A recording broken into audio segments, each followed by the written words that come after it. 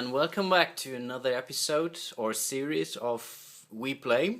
To be honest, I don't really like the name We Play anymore, and as you might know, I'm running a little website or blog, a gaming blog, which named Joysticks, and that led me to the idea maybe instead of using We Play, and unfortunately it's only one We Play, so We Play is already not really the right right amount of people, so I'd rather would use now the next name would be jPlay.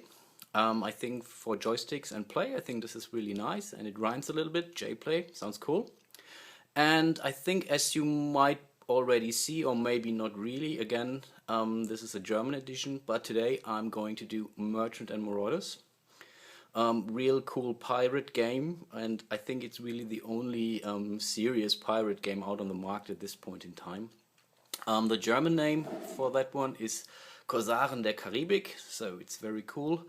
Also very nice. The artwork is brilliant here, as you can see. Also what comes with the play or with the game, I show you in a second. And yeah, as usual, I explain a little bit what ships with the game. I show you the contents.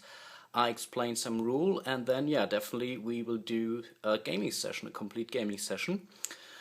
This time I will keep it a bit different than the other times, so because I really want to try something new here. For today, normally I'm doing, let's say, I emulate the other players, so whatever do my last gameplay of Castles of Burgundy, for example, I played both roles. This time I want to try a solo variant that's out on Board Game Geek. I explain that later who provided these, and I will not follow one single variant for solo play, and rather do my own mashup of the different recommendations out there in Board Game Geek. But I come to that later. So really, we are today playing against the game itself, again, more or less against the time. But really, I explain the differences. Nevertheless, most of the other rules will stay the same, so I will not. That's also a reason why I don't stick to the game or the solo variants out there, because there might be a bit deviating from the original rules. I don't want to do that, and only as much as I can. The reason why I want to do that, I really want to try that out. So again, this is the first time I'm doing this play in solo. So I'm not sure if it will be too easy, if it will be way too hard, so we find out how far we can get. And yeah, hope you enjoy it nevertheless, and yeah, I think we can get started.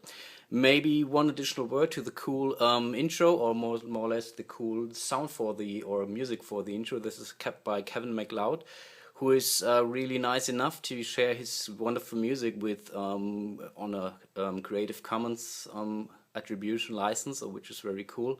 So really thank you very much for that, for using your music, and hope you like it. And I think let's have a look inside the box. This time it's a bit different, but I'll show you that later as well. It's really a different episode. So let's have a look what really comes with the game, and see you in a second. So let's start with the components that are not on the board at this point in time. So we have here a pile of cool ship cards. So there is a sloop, there is a flute, there is frigates, everything you would expect from a game like this. Then we have this little cute bounty tokens here, though this will show later on if there is a bounty on our head from each nation. So we have France, we have the Netherlands, then of course Spain and England. Then we do have some demand tokens here, they are still hidden. We have some special weapon markers here, of course a huge pile of gold. There are still some more, but I think for the solo play this should be enough. Then there are the captain stacks, so this is something we draw at random in a second. We have our event card deck, we have our rumor deck, we have our mission deck, we have the cargo deck, and we have the glory deck. These are the cards that ship with the game, and let's see what comes really in respect to the game board. So this is the actual game board, or at least parts of it. It's not that huge, but still large enough, though that it does not really fit in the total here, but that's not a problem. So we have the different sea regions here, for example, Old Providence, Cartagena, Curacao, Port Royal, everything you would like to see from a game that's taking place in the Caribbean Sea.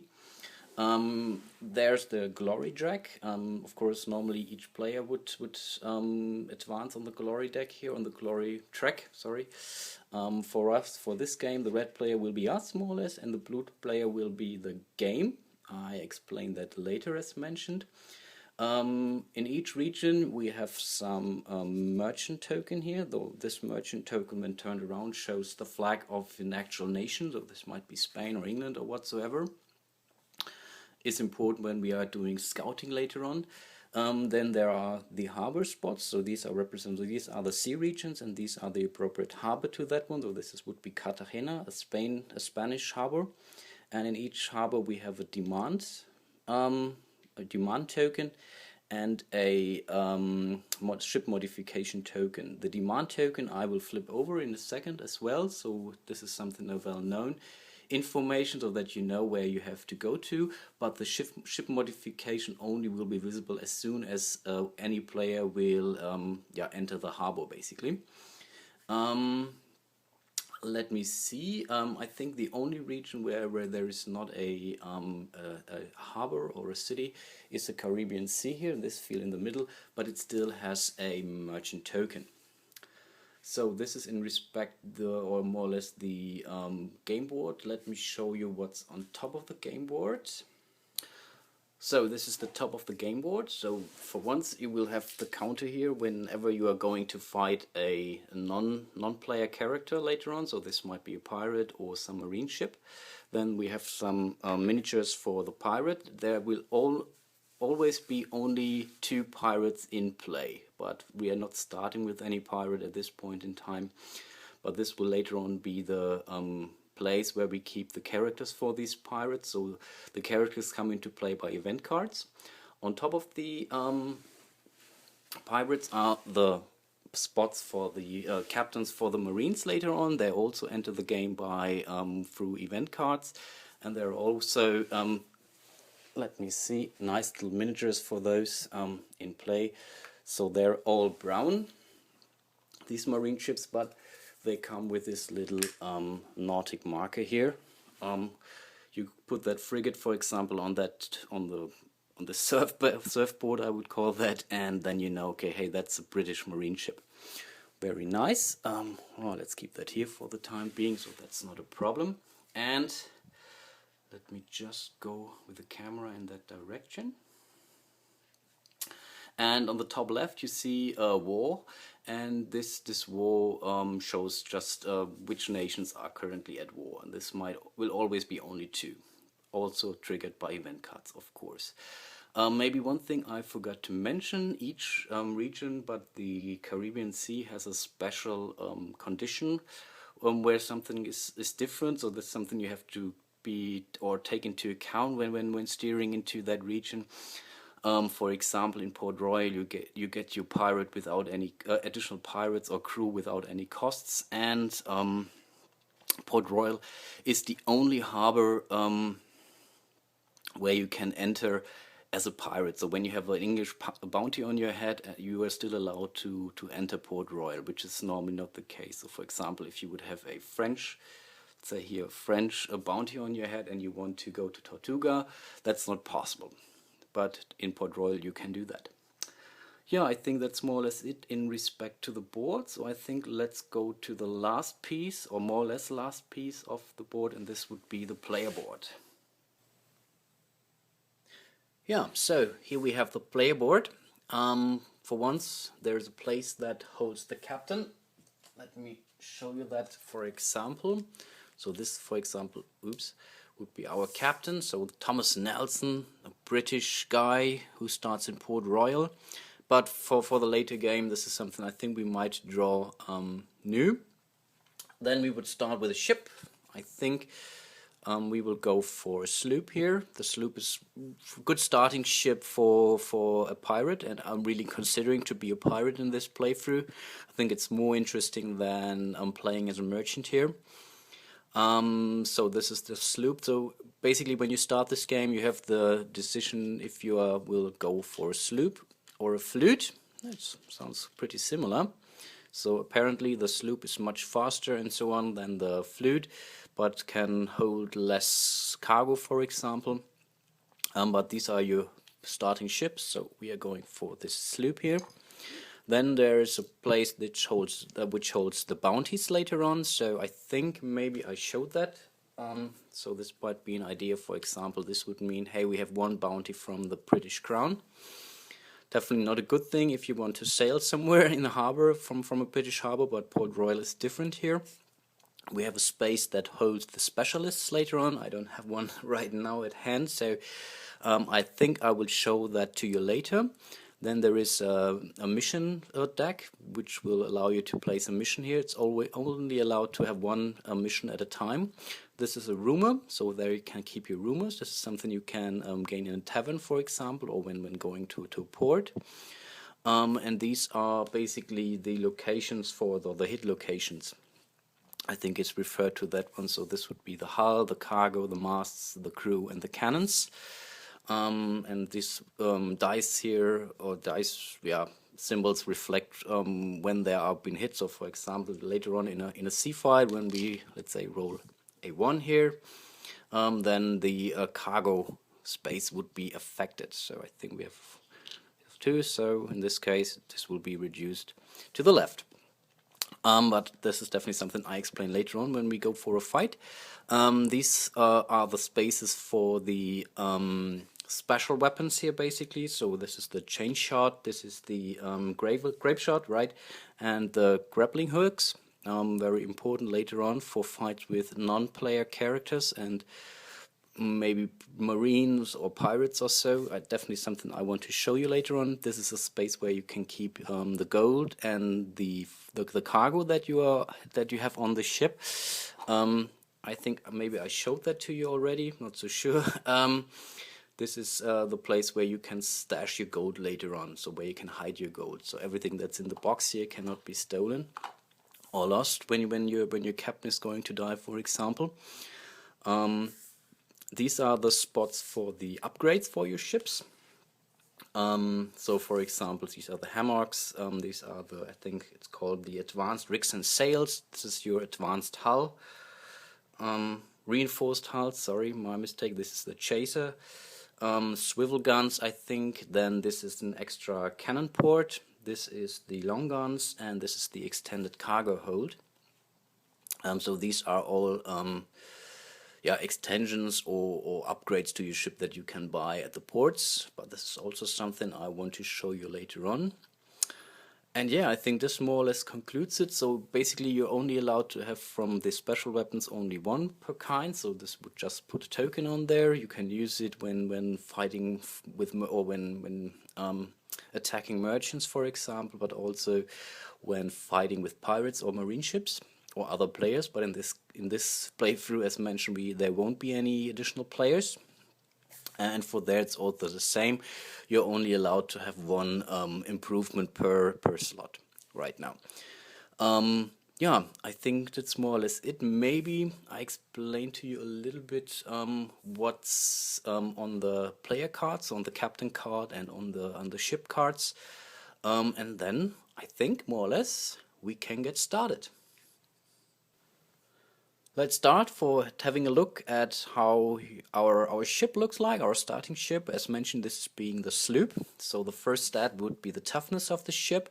So this is more or less it will be reflected on your player board on the hull and on the mast sections.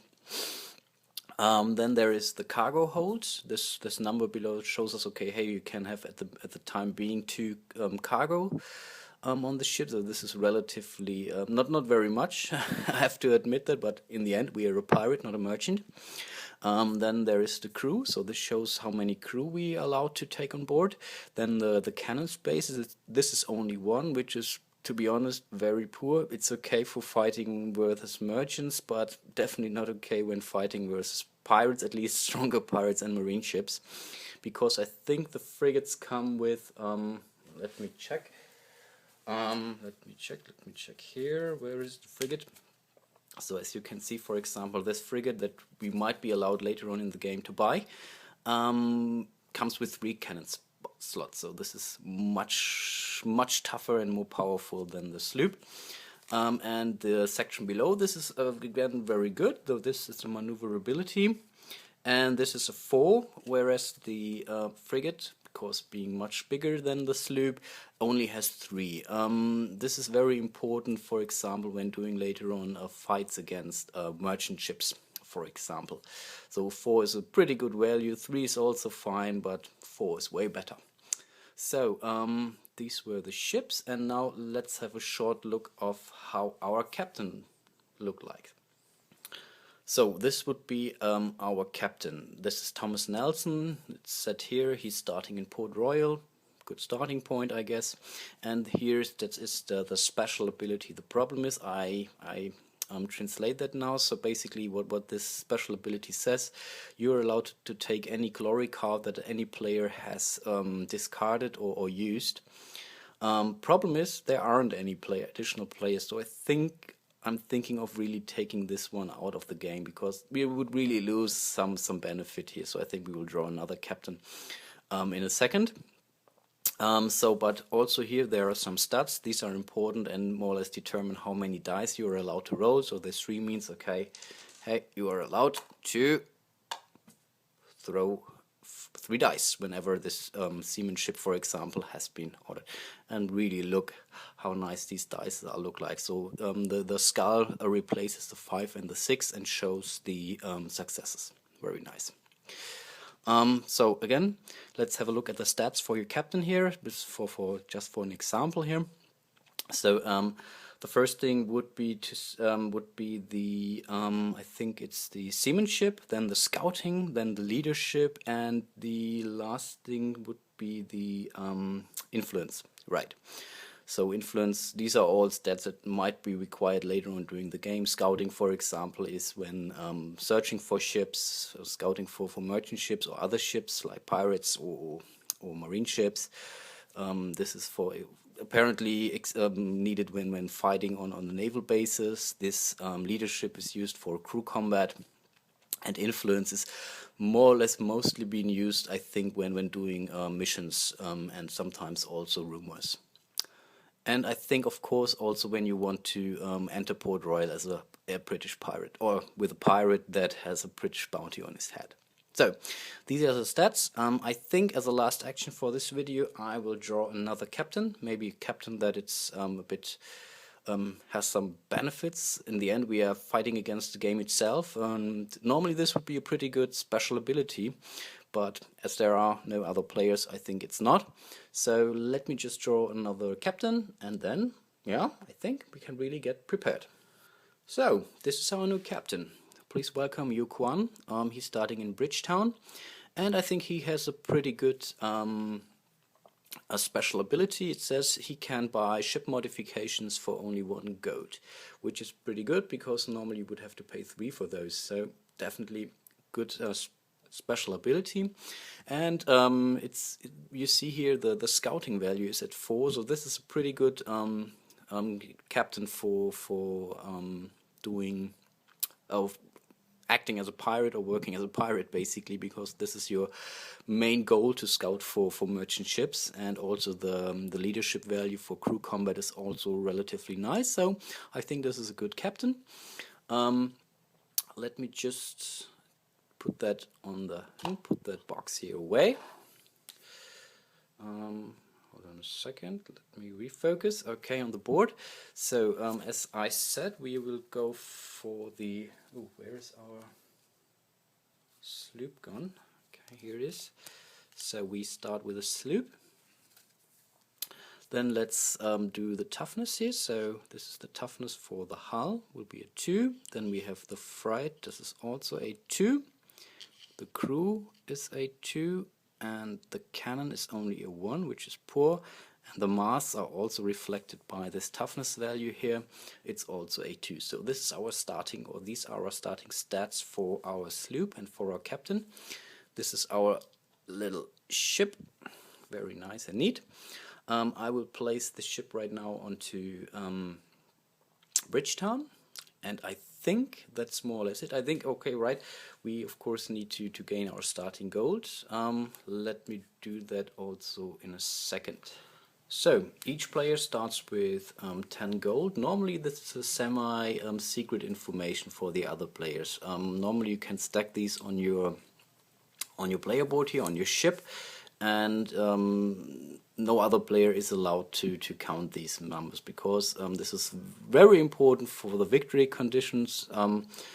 Basically, your aim is to gain 10 glory points, and you can get glory points, so you gain 1 glory point, for example, for every 10 gold you would put in your treasure chest here.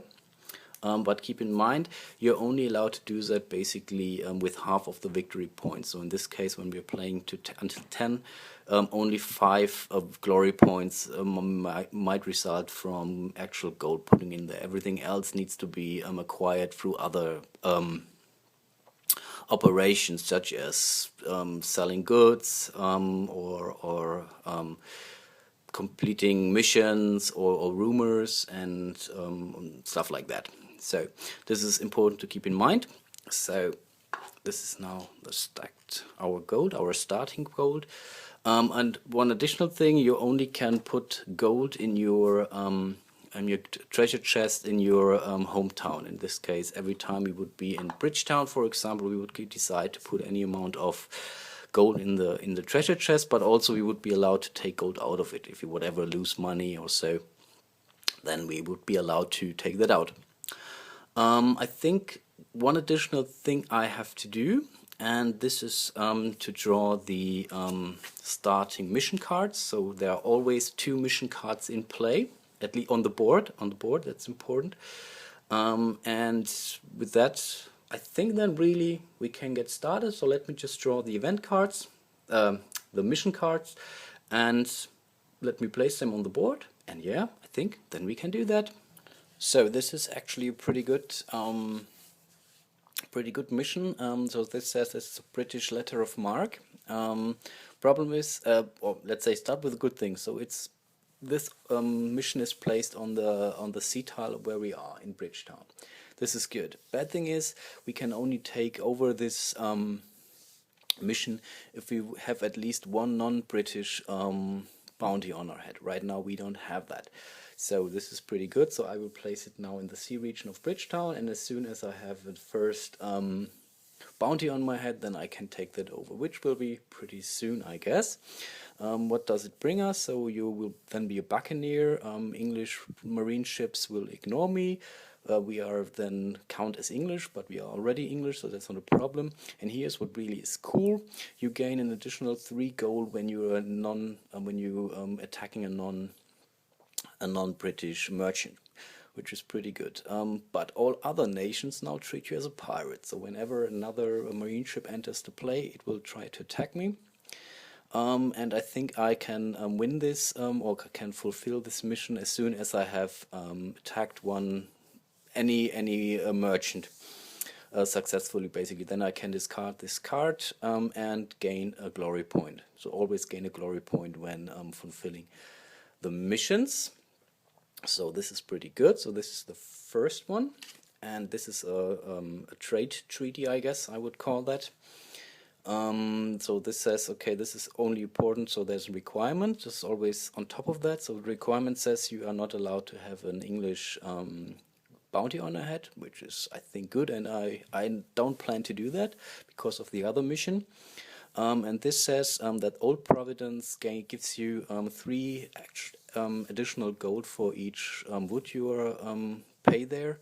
But of course this is something that might be important, so might be a good idea to maybe search for a merchant, gain some gold, sell it in Old Providence, and from there then I think we might be able to gain some additional gold. Pretty good. So also when we as soon as we have sold the first wood to Old Providence here, we can fulfill the mission here and gain also a glory point, but we don't have to do that. So it really says you may end the now this mission here, but still you can keep going on because of course it might really be worth it just to gain the additional gold for this contract here.